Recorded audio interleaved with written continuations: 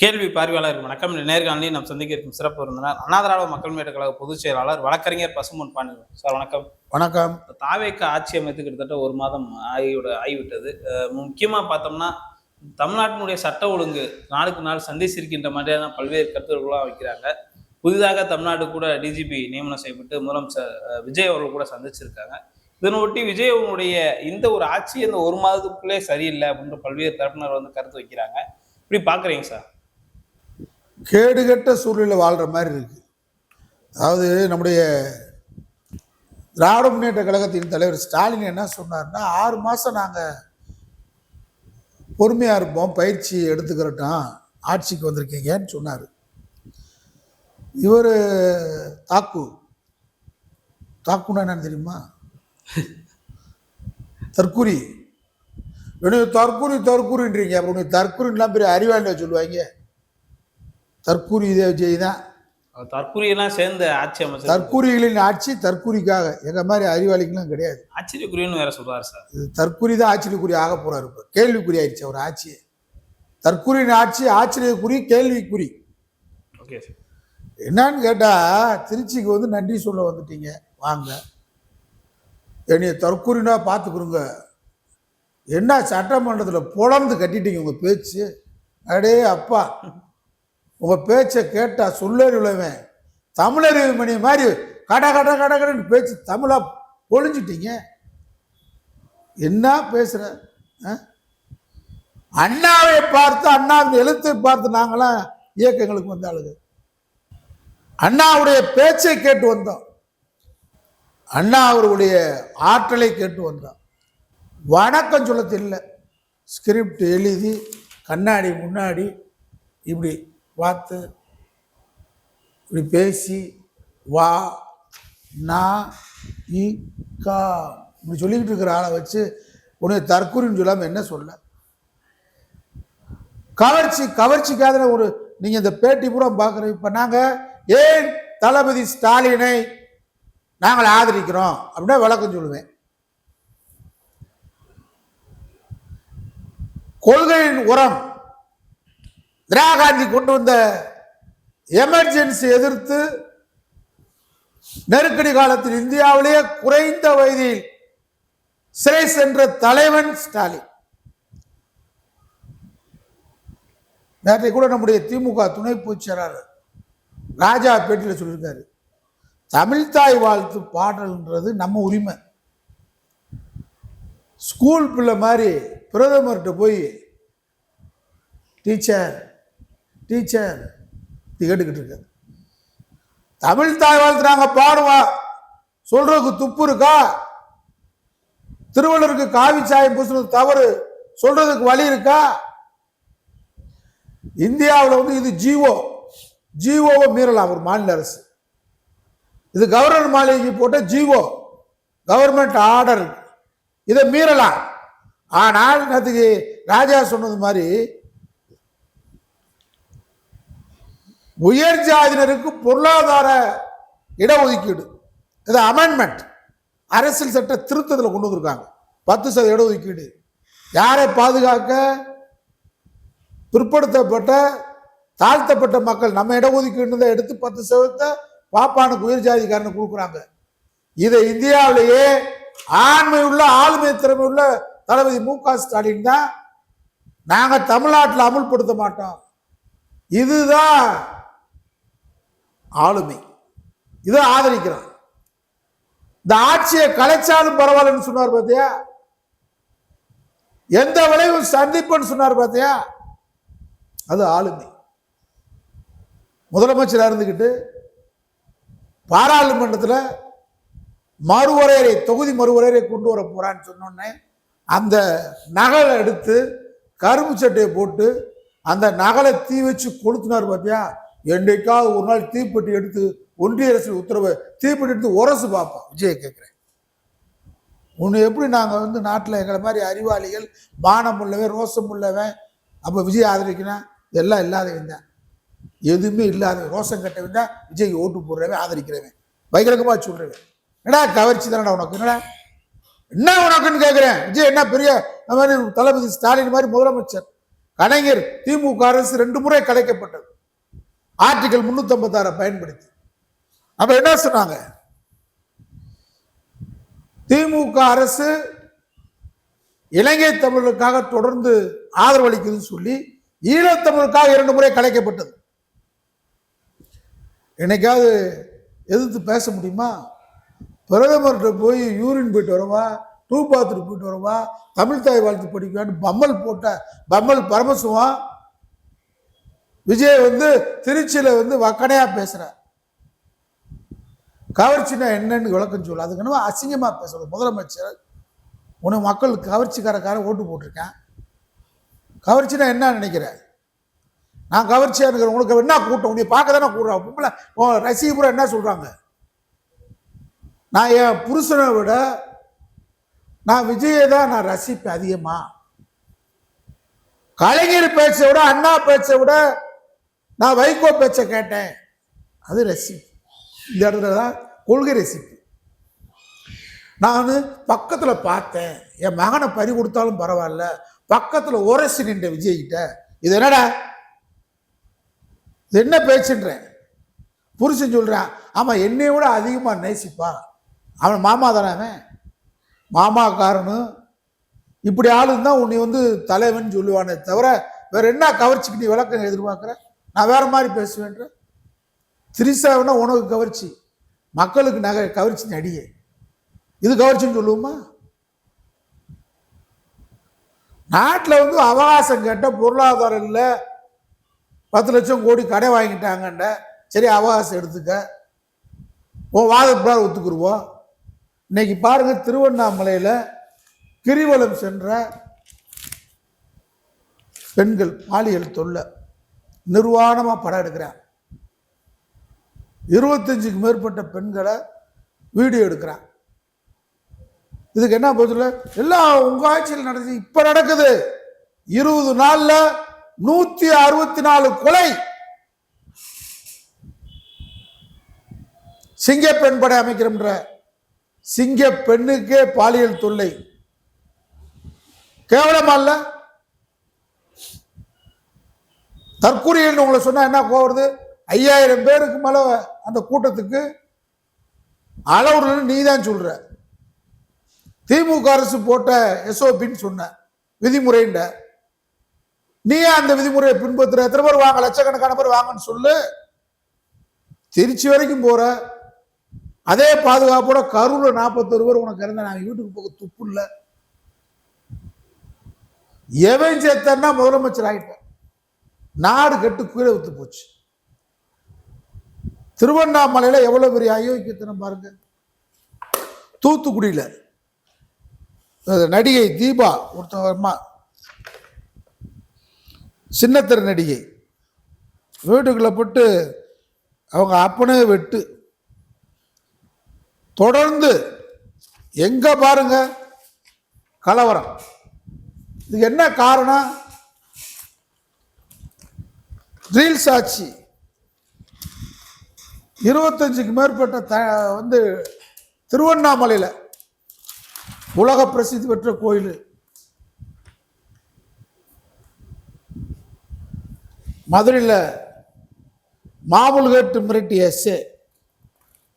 தொடர்ந்து எங்க petrol diesel கிடைக்கல. இதை பத்திலாம் கவலையே இல்லை. Bro bro it is wrong bro. என்ன ப்ரோ உங்க ஆட்சியில் என்ன நடந்துகிட்டு இருக்கு? இன்னைக்கு பாருங்க, நம்ம தமிழக சட்டப்பேரவை செயலாளர் ஆளை விட்டா போகும் சீனிவாசி ராஜினாமா பண்ணிட்டு விட்டார். எவ்வளவு பெரிய பதவி! ஆளை விட்டா போதும்.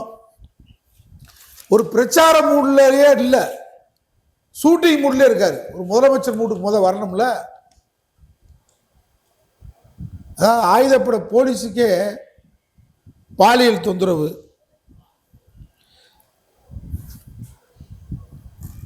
கூட்டு பலாத்காரத்தில் கைதான நிர்வாகியுடன் தாவேக எம்எல்ஏ. யார்கிட்ட இருப்பேன் தானா போனா? தொடர்ச்சியா பாருங்க. நெல்லையில் கடைக்கு தனியாக சென்ற 13 வயது சிறுமிக்கு பாலியல் தொல்லை. காவல் நிலையம் அருகிலே கொடூரம் திருவண்ணாமலை நடந்தது. போலீஸ் சாமியார்கள் மூலம் விஜய் ஆட்சியில் கஞ்சா நடமாட்டான். சாமியார்கள்.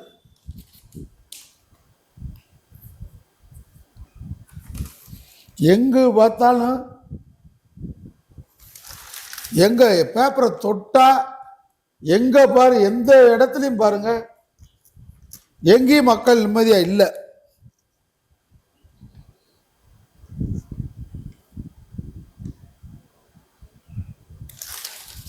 பேப்பரை தொட முடியல, டிவியை பார்த்தா தொல்லை. இதுக்கு நீங்க அவகாசம் கேட்டது பொருளாதார நிலைமைக்கு அவகாசம் கேட்கலாம் சரி பண்றதுக்கு. ஆனா இது முக்கியமான விஷயம் இல்லையா? இதுக்கு அவகாசம் கேட்கலாமா? அப்ப சட்ட ஒழுங்கு சந்தி சிரிக்குது. அரசு வேலை எந்த வேலையும் நடக்கல. மந்திரி பூரா 3 ரீல்ஸ் போட்டுக்கிட்டு இருக்கான். தலைமைச் செயலகத்தில் போய் ரீல்ஸ் போட, வெளியே ரீல்ஸ் போட, ரீல்ஸ் பண்ணாங்களா இருக்காங்களே தவிர ஓட்டு போட்டது ரோட்ல கிடக்கான். ரொம்ப வேணும், உலக நாடே சிரிக்கிறான். வெளிநாடுகள்லாம் என்னடா இப்படி ஒரு ஆட்சியா, கேவலமான ஆட்சியை தேர்ந்தெடுத்து இருக்கீங்கன்னு உலக நாடு கூட சிரிக்கிறான் இந்த முதலமைச்சரை பார்த்து. சட்ட ஒழுங்கு எங்கேயுமே சரியா இல்லை. முதலமைச்சர் அதை பத்தி அக்கறையே இல்லை. போலீஸ் ரோந்தே கிடையாது, டிராபிக் போலீஸ் மட்டும் தான் இருக்காங்க எங்க பார்த்தாலும் மாமூல் வாங்குறதுக்கு. இரவுல ரோந்தே இல்லை. ரோந்தே இல்லாதனால தானே பார்ல, சென்னையில் கோயம்பேட்டில் பார்ல 16 வயசு பிள்ளைய 4 பிள்ளைய போய் தண்ணியை போட்டு கேப்டன் டான்ஸ் ஆடி ராத்திரி அந்த பிள்ளைகளை விரட்டிட்டு போய், இதெல்லாம் மெயின் ரோடு கோயம்பேட்டில், மெயின் ரோட்ல அந்த பிள்ளைகளை காரை கொண்டே போதில ஏற்றி கொண்டுட்டாங்க. இது வரைக்கும் போலீஸ் இல்லை. அந்த தாவேக்கு அந்த ஓட்டல் நடத்தினவ யாருன்னு கேட்டா தாவேக்கா நிர்வாகி தற்கூரி. அது மாதிரி இதுவரைக்கும் எஃப்ஐஆர் இல்லை. யோக்கியமான ஆட்சியா? நல்ல ஆட்சி நடத்துவீங்களா? மாற்றமான ஆட்சி தான். மாற்றமா?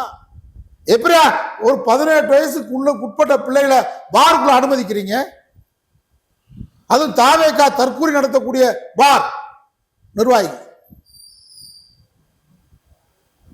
எங்கே இரவுல ரோந்திர போலீஸே இல்லை. நான் சென்னை நம்ம கடற்கரையில் தினசரி வாக்கிங் போறாள். மெரினா பீச் உழைப்பாளர் சிலையிலிருந்து லைட் ஹவுஸ் வரைக்கும் போவேன். உள்ள போறான், அந்த 4 ரோ போவாங்க. அந்த மெயின்ல ஒரு ரோ போறது, அடுத்த ஒரு ரோ. இதெல்லாம் சென்னையை சிங்கார பூமி ஆக்குறது திமுக. ஸ்டாலின் சில நேரத்தில் வாக்கிங் வருவார், பெசன்னர் போவார், இங்கேயே வருவார். நீங்க அவர் அந்த 2வது ரோ ஒன்று ஏற்பாடு பண்ணியிருக்காரு போலான்னு சொல்லி. அதுக்கு அடுத்த ரோ ஒன்று இருக்கும். நாங்கள் அதுக்கு அடுத்த ரோடு இருக்கு, அதுதான் போவேன். போனா எங்கு பார்த்தாலும் காலையில போலீஸ் குதிரைப்படையோடு நிற்பாங்க மெயின் ரோட்ல. அது மெயின் ரோடு. அந்த மெயின் ரோட்ல உழைப்பாளர் மெயின் ரோட்ல ஐஜி ஆபீஸ் வரைக்கும், டிஜிபி ஆபீஸ் வரைக்கும் கம்ப்ளீட்டா காவல்துறை வாகனம் போலீஸார் நிற்பாங்க. லைட் ஹவுஸ் வரைக்கும், இன்னைக்கு லைட் ஹவுஸ் பக்கத்தில் போலீஸ் ஸ்டேஷன் இருக்கு, அது வரைக்கும் அங்கே ஆள் நிற்பாங்க. ரோட்ல வாகனம் போயிட்டு இருக்கு, ரோந்து போயிட்டே இருக்கும். உள்ள பீச்சுக்குள்ள 2 வீலர்ல போலீஸ் போயிட்டே இருப்பாங்க. இதெல்லாம் கடந்த ஆட்சி நடந்துச்சு. ஏன்னா சாதாரண சாமானியமான மக்கள் உயர் வகுத்திடக்கூடிய ஐஏஎஸ் ஆபீசர், ஐபிஎஸ் ஆபீசர், நடிகைகள், பெரும் தொழிலதிபர்கள், அரசியல் பெரும் அனைவரும் அங்க நடைபெற்று செல்லக்கூடிய இடம். எங்கேயுமே போலீஸே இல்லை, ஒரு போலீஸ் இல்லை. குதிரைப்படை நிற்கும் உள்ள, அந்த தார் சாலை நடந்து போவோம், அதுல குதிரைப்படை நிற்கும். ஏன் நிற்பனா, பின்னாடி 2 வீலர் வரக்கூடாது, வாக்கிங் போறவங்களுக்கு இடையூறா இருக்கும். குதிரைப்படை ஆண் பெண் 2 பேரும் நிற்பாங்க. ஒவ்வொரு இடத்துலையும் நிற்பாங்க. விவேகானந்தர் சிலைக்கு முன்னாடி நிற்பாங்க, இந்த பக்கம் உழைப்பாளர் சிலை, அங்கிட்டு கண்ணகி சிலை, அடுத்த வரிசையா நிற்பாங்க. எங்கேயுமே உள்ள 2 வீலர் பூரா பறக்கிற, நடக்க முடியல. என்ன ஆச்சு போலீஸ்? காவல்துறை சென்னை தலைநகர்ல ரோந்து இல்ல, இரவு ரோந்தே காவல்துறை இல்ல, வாகனங்களே இல்ல, காவல்துறை காய்க்கு சட்டையே பார்க்க முடியல. விஜய் ஆட்சியில இதான் மாற்றம். பகிரங்கமா தண்ணி அடிக்கிறாங்க, சின்ன பிள்ளைகளை பாருக்குள்ள விடுறீங்க, எங்கு பார்த்தாலும் கலவரம், எங்கு பார்த்தாலும் வெட்டுறான். அது சென்னையில பாருங்க, கஞ்சா வியாபாரம் பண்ணு தடுத்திருக்கான், தடுத்தவனை கொலை பண்ணிட்டான். பாலியல் தொல்லை, மூதாட்டி உட்பட கிழவிக்கு பாதுகாப்புல, குழந்தை பிறந்த 3 வயது பிள்ளை, 10 வயது பிள்ளை, ஏன்னா விஜய் ஆட்சியில மாற்றம்னா இந்த மாற்றம் தானா? மாற்றம்னு சொன்னீங்க, ஏதோ மாற்றம் பார்த்தா 20 நாள்ல 164 கொலை, 29 பாலியல் தொந்தரவு. கோயிலுக்கு போக முடியல. திருவண்ணாமலைக்கு தயவு செஞ்சு கிரிவலம் போகாதீங்க. அங்க போதை போட்டு தான் கஞ்சா வியாபாரம் பண்ற சாமியார் பூரா. இதான் வந்துருச்சு தகவல். யார் வெளியே சொல்ல முடியல. வீடியோ நிர்வாண படம் எடுக்கிற மிரட்டிட்டு போற, கத்தியை காமிச்சு துப்பாக்கி காமிச்சு, ஆண் கூட இருக்கும்போது மிரட்டிட்டு போற 10 பேர். ஒரு ஆண் என்ன செய்வான்? விஜய் வேணா சினிமா படத்துல 10 பேர் அடிப்பாரு. இங்க அடிக்கணும்ல, வரணும்ல, விஜய் பறந்து வரணும்ல. அங்க இருந்து மாற்றம்னா முதலமைச்சர் வர்றாரா, ஸ்டண்ட் பண்றாரான்னு பார்க்கணும்ல. எங்க ஸ்டண்ட் பண்ண போறாரு? பனையூர்ல படுத்துக்கிட்டு இவர் பேசுறாரு கவர்ச்சி. நான் பேசுறேன், என்ன கவர்ச்சியை பத்தி பேச போற? நீ பேச, அதையும் பேச பார்ப்பான். என்ன ஏன் மேல குறை சொல்றாங்க? அப்புறம் யார் மேல குறை சொல்லுவா? போலீஸ் லாக்கா நீ தானே, உங்ககிட்ட தானே இருக்கு. உடனே போலீஸ் லாக்கா இருக்கு. என்ன மாற்றம்? அந்த தாவேகா கூட்டத்துக்கு போனவங்கள விடல உள்ள. திமுக ஒழியன்றான். ஏய், ஓ ஆள் தாண்டா தற்கூரிகளா? ஓ ஆள் தாண்டா முதலமைச்சரா இருக்காரு. இந்த போலீஸை வச்சிருக்கிறது ஓ ஆள் தாண்டா. அது அவனுக்கு தெரியல, தலைவனுக்கும் தெரியல. தரிகட்டத்தனமான ஆட்சி, தற்கூரி ஆட்சி நடக்குது. இந்த தற்கூரி ஆட்சிக்கு 6 மாசம் அவகாசம். ஸ்டாலின் சொன்னது ஏத்துக்கிற முடியல. இந்த ஆட்சியை இறக்கணும். மேகதாட்டு அணை பிரச்சனை இருக்கு, விவசாயிகள் பிரச்சனை, எங்கு பார்த்தாலும் உரம் கிடைக்கல, கோடை வெயில் இன்னும் குறையல. அதுக்குள்ளே நாளைக்கு பள்ளிக்கூடத்தில் இருக்கிற சின்ன பிள்ளை என்ன ஆக போகுது தெரியல. எவ்வளவு பிரச்சனை இருக்கு. தலையாய பிரச்சனை, அத்தியாவசியமான பிரச்சனை. இதுக்கடையில மந்திரி கல்குவாரிய பூரா மூட போறேன்னு போற. மூடுங்க, பத்தி தவறானது. இந்த மூர்த்தி இதெல்லாம் மூடுங்க. முன்னாள் அமைச்சர் மூர்த்திலாம் 3 வரவேற்பு தான். அனுமதி இல்லாத யார் வேணாலும் மூடுங்க. ஆனா பின்னாடியே ஆள் அனுப்பி விட்டு காசு கேட்குறீங்களாம்ல. இதான் தானா கூணாவா?